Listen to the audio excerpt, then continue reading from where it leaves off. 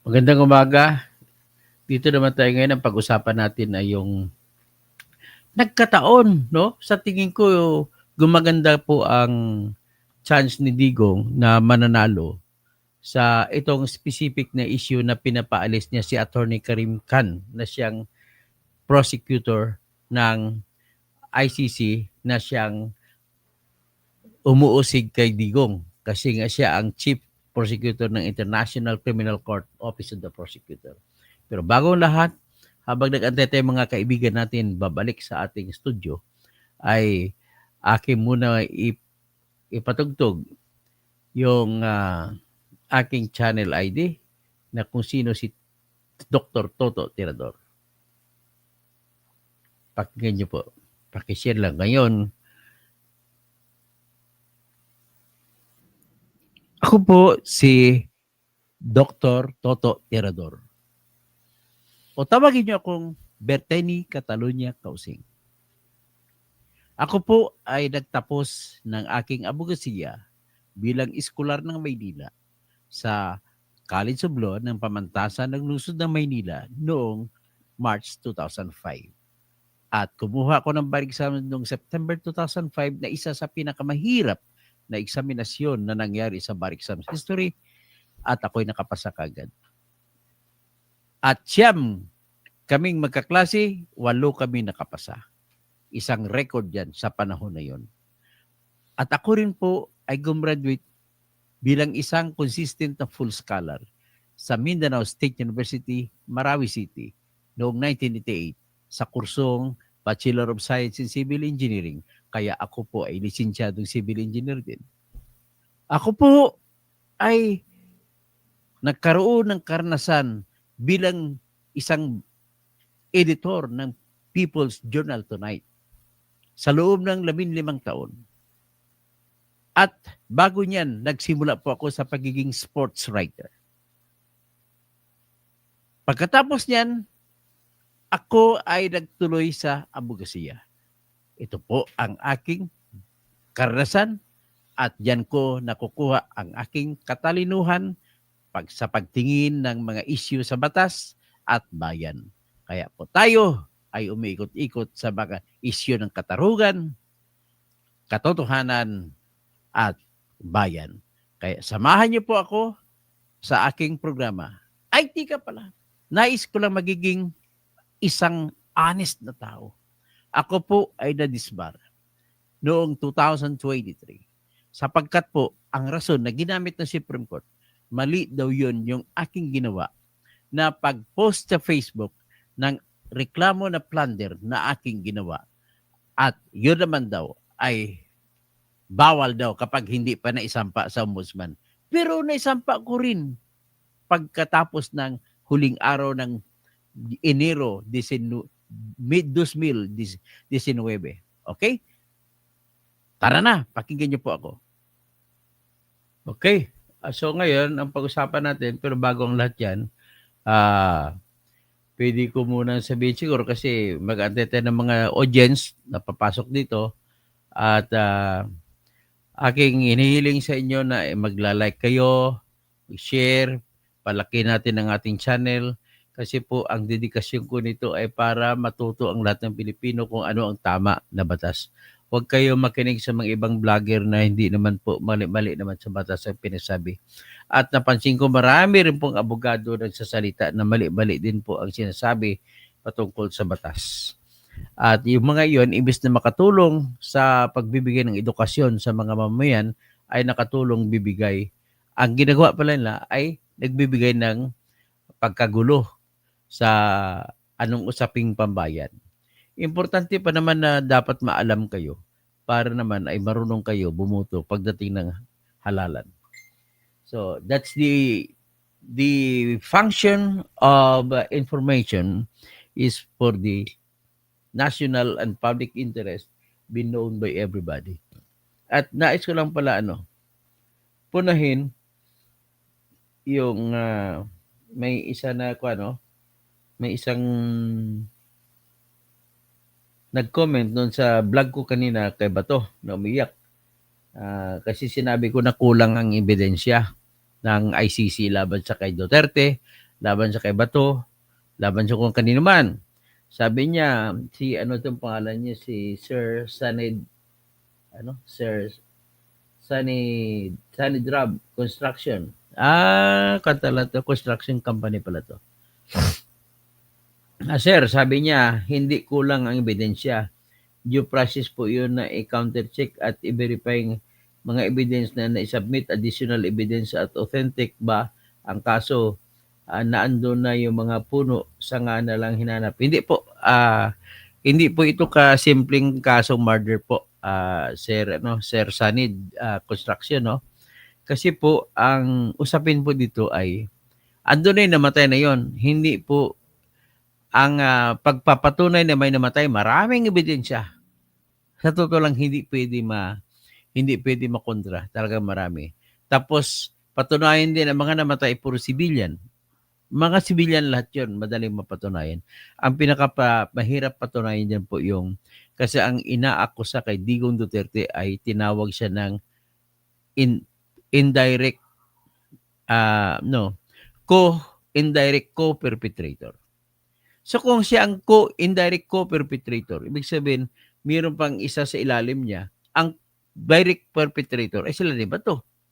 Tapos silang umutos ka ba to? Parang ganun, indirect. Ngayon, paano papatunayan yun? Yan pong tinatanong ko dyan, sir. Paano patunayan? Kung i-deny, halimbawa, ni Bato, i-deny wala po tayong ebidensya pero sinasabi ng narinig niyo sa Quadcom na reverse reward system, hindi po sufficient po yun. Kasi sir, ang pagpapatunay po ay kailangan proof beyond reasonable doubt. Kailangan walang duda. At hindi pwede po gamiting ebidensya yung mga sinabi po sa mga YouTube na inanunsyo ni Digong, hindi po pwede magamit na ebidensya kung ang sukatan po ay proof beyond reasonable doubt. Pero yan lang po masasabi ko. At wala rin po silang ebidensya na personal na alam ni Digong yung mga patayan. Okay? Ganun lang po kasimple tayo. Let us be practical. Pero ang argumento ko pa rin yan po ay wala ng jurisdiction ng ICC sa kasong Digong. Kaya masigurado ko na kagaya rin sa pangyayari sa impeachment, makikita ko rin to, i-dismiss itong kaso laban kay Digong. Maaring pagdating isasabay sa pagtapos ng pre-confirmation hearing ni charges. Okay? So now let's go to the request. The request of Attorney Kaufman to remove Attorney Karim Khan from the prosecution. Kasi nga ang katwiran ni Attorney Kaufman, si Attorney Karim Khan ay bago siya in-appoint na prosecutor ng ICC, ay mga kliyente pala niya, mga private clients niya, yung mga biktima. So mayroon na siyang personal na interest doon, hindi na siya magiging patas na magiging prosecutor. Ngayon, bakit kailangan sa Rome Statute na yung isang naging prosecutor ay dapat patas siya? Bakit po? Ito pong dahilan. Ang prosecutor po kasi ay may obligasyon na hindi lamang para patunayan na may kasalanan ang akusado. May obligasyon din po ang prosecutor na i-absolve, i-acquit ang akusado kung may makita sa mga ebidensya na pabor sa akusado.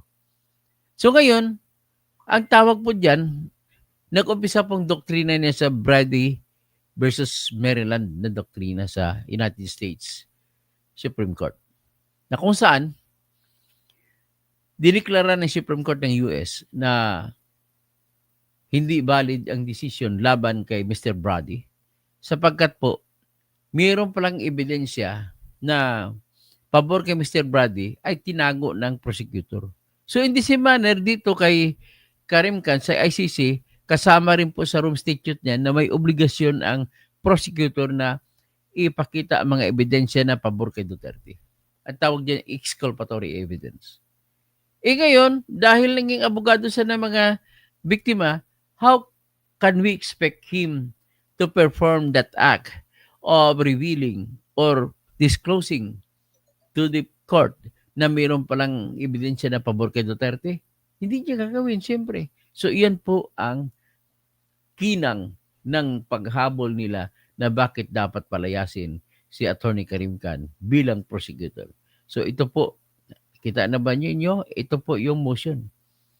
Kung tawagin sa atin motion, sa kanila, request. Okay, kita mo, public version of defense request to disqualify Chief Prosecutor Karim Khan. So, sinabi dito na in short, si Karim Khan ay may mga sinabi ko kanina na dati siyang abogado ng mga biktima. So, hindi siya pwede magiging prosecutor kasi hindi siya pwede magiging patas. Yan po So, ang pumirma dyan ay si Attorney Nicholas Kaufman. So, yan. Yan ang hiling nila.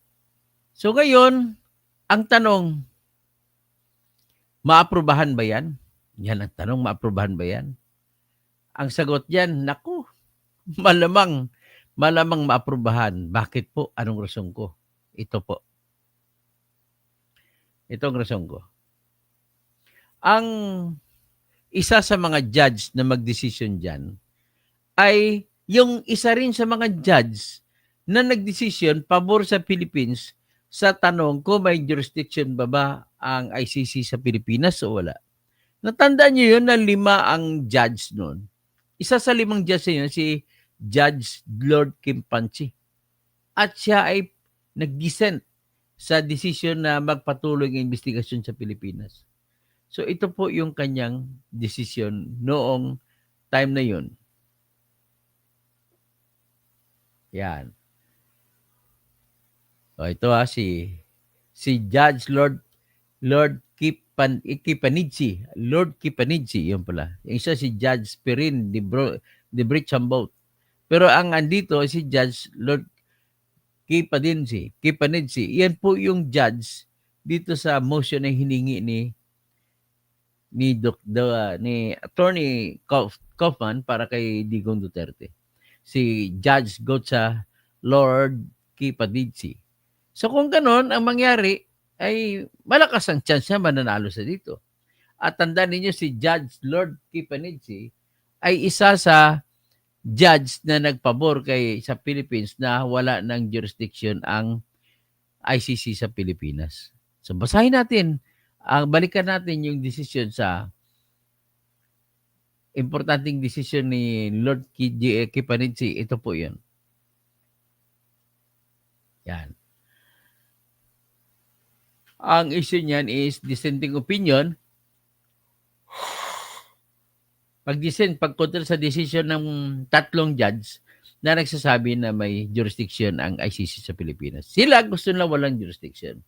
So dito, i-shortcutting ko na lang, dito tinakil ng mga 2 judge na to, 2 sa 5 judge. Sinabi nila na yung 3 judge ay nag-decision na ibasura yung hinihingi ng Philippines na sa apilan nila na ibasura ang kaso kasi nag-withdraw na pong Pilipinas mula sa ICC effective March 19, 2017.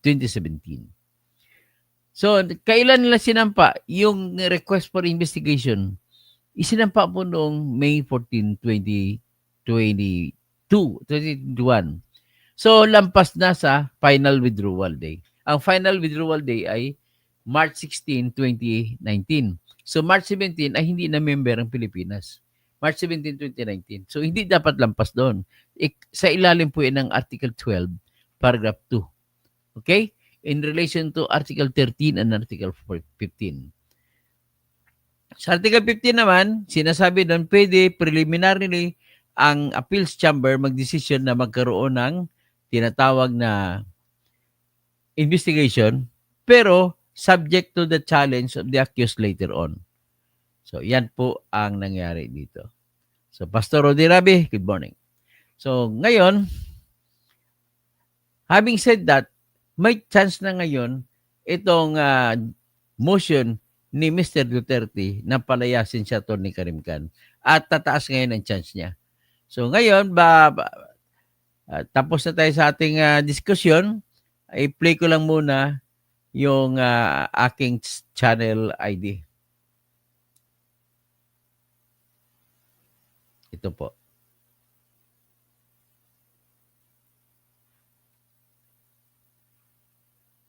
Channel ID natin.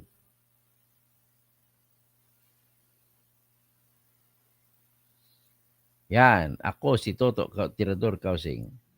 Ako po si Dr. Toto Tirador. O tawagin niyo akong Berteni Catalunya Kausing. Ako po ay nagtapos ng aking abogasiya bilang iskolar ng Maynila sa College of Law ng Pamantasan ng Lungsod ng Maynila noong March 2005. At kumuha ko ng bar exam noong September 2005 na isa sa pinakamahirap na eksaminasyon na nangyari sa bar exam history at ako'y nakapasa kagad. At siyam kaming magkaklase, 8 kami nakapasa. Isang record yan sa panahon na yon. At ako rin po ay gumraduate bilang isang consistent na full scholar sa Mindanao State University, Marawi City noong 1988 sa kursong Bachelor of Science in Civil Engineering. Kaya ako po ay lisensyadong civil engineer din. Ako po ay nagkaroon ng karanasan bilang isang editor ng People's Journal Tonight sa loob ng 15 taon. At bago niyan, nagsimula po ako sa pagiging sports writer. Pagkatapos niyan, ako ay nagtuloy sa abogasiya. Ito po ang aking karanasan at diyan ko nakukuha ang aking katalinuhan sa pagtingin ng mga issue sa batas at bayan. Kaya po tayo ay umiikot-ikot sa mga issue ng katarungan, katotohanan, at bayan. Kaya samahan niyo po ako sa aking programa. Ay, tika pala. Nais ko lang magiging isang honest na tao. Ako po ay nadisbar noong 2023 sapagkat po ang rason na ginamit ng Supreme Court, mali daw yun yung aking ginawa na pag-post sa Facebook ng reklamo na plunder na aking ginawa. At yun naman daw ay bawal daw kapag hindi pa naisampa sa ombudsman. Pero naisampa ko rin pagkatapos ng huling araw ng Enero 2019. Okay? Tara na, pakinggan niyo po ako. So yan Okay. Salamat naman, no? Babatiin ko lang uli yung mga bagong dating. Si Edgar Nacion, good morning. Si Wonder Mike, good morning. Dr. Toto Tirador Kausing. Ben Reclamador, request to DQ lang naman yan. Opo, malaki po ang epekto niyan po kasi ang may mga ebidensya na na pwede magamit na parang pabor kay Duterte ay lalabas na ngayon, mapipilitan lalabas. Yan po ang hinahabol dyan. So, kardo sa bukid. Kung sakali bang manalo si BP Sara sa 2028 bilang presidente, pwede akong manalo na sa ibang usapin na yun. Mga pukpuka na yun. So kung pukpuka na yan, edi kung buhay pa si Digong. Kasi pasensya lang kasi talagang sakitin di ba? Ngayon, kasi ang mabibigyan ng benepisyo diyan pati sila ni Bato, pati sila ni Bongo. At saka hindi papayag, siyempre, nais ko lang din sabihin sa inyo na inuulit ko po na walang jurisdiction ang ICC at ipupusta ko pong karangalan ko dyan. Na sa bandang huli mananaig na walang jurisdiction. Bakit po? Ganito lang yun kasimple. Parang rape case lang yan sa Maynila. Nangyari yung rape sa Maynila, dapat RTC Manila ang ang uusig niyan. Ang uusig niyan ay mga mang-uusig o prosecutor ng Manila. Pero may batas tayo na sa loob lamang ng 20 years mo pwede uusigin. So iba yung mag-jurisdiction, iba yung mag-uusig. So dahil may prescription na hindi ka pwede mag-usig paglampas ng 20 years mula nung na-discovery ang kamatayan, ay bawal na. So ganun din ang sa ICC. Ang ICC ay may jurisdiction sa mga krimen na nangyari noong sa Pilipinas na kinaklasify na crime against humanity or crimes against humanity na nangyari noong November 1, 2011 hanggang sa March 16, 2019. Ganun po yan. So ngayon, may jurisdiction as to the crime. But the problem is, pwede pa ba silang uusig? Nakasalita kasi nakasabi sa batas ng ICC na tinatawag na Rome Statute na kapag mag-withdraw na ay nakasaad po sa section article 12 section paragraph 2 na ang pwedeng bigyan o usigin, ang pwedeng mag-investigate para uusigin na purpose ay kung ang bansa na kung saan ang investigasyon ay gagawin ay kasapi pa rin ng ICC. Yan po magmamatter Article 12, Paragraph 2 in relation to Article 13 and Article 15 of the Rome Statute. Yan po mangyayari. So, magandang umaga sa lahat, no? Si Celso Talisik, inalis namin, Dok, na nais namin, Dok, na mabalik sa iyo ang inyong license sa pag-abogasya. Opo, makiusap ako sa iyo. Ano na kayo po, maglalakas loob na kayo, sumulat kayo sa Chief Justice at Help Desk. Ano bang email address ni Chief Justice?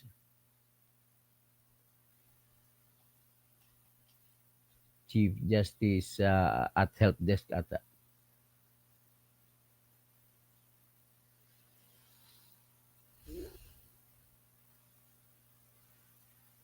Mm-hmm.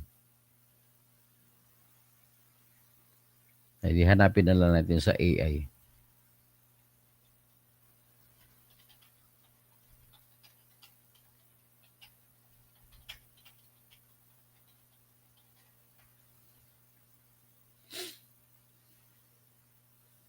Ayun, Chief Justice Help Desk at judiciary.gov.ph. Kung pwede, makisuyo ako sa inyo. The way you observe me, kung pwede, sulatan nyo siya. At ito po yung email address ng Chief Justice. Siya lamang po ang makapag-rekomenda. Medyo may kulang pang address. Ulitin ko. Yan po. Yan, dyan. Pwede ba yung mag-email? Bubuksan niya ni Chief Justice mga email ninyo. So anyway, hanggang dyan lang muna tayo. At ako'y mag-isa pa akong vlog tumatungkol po sa kay Atong Ang. Yan lang pong ating babalikan.